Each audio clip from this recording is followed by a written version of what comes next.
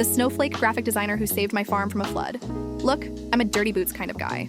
I've spent 40 years running a cattle ranch and I don't have much use for people who work in an office. So when my daughter Emily brought home Leo, I was disappointed. Leo was a graphic designer. He wore turtlenecks, drank almond milk, and looked like he'd never seen a day of hard labor in his life. For 6 months, I gave him the cold shoulder. I'd grunt when he spoke and find chores for him to do that I knew he'd fail at.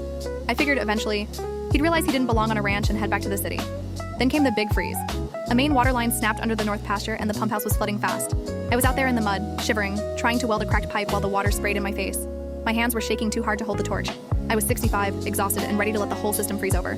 Suddenly, Leo was there. He didn't ask for gloves, he didn't ask for a coat. He just grabbed the stinger out of my hand, adjusted the voltage on the welder without looking, and laid down a bead so perfect it looked like it came from a factory. Turns out, before he was designing logos, Leo spent 5 years as an underwater welder for offshore oil rigs. He had that pipe sealed and the pump running in under 5 minutes.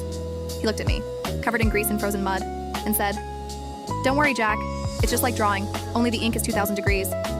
I just stared. Then I laughed. We spent the night in the barn, sharing a thermos of coffee and talking about high-pressure welding. He's still a design guy. But now, he's the only one I trust with my equipment. Sometimes, you have to look past the turtleneck to find the iron underneath.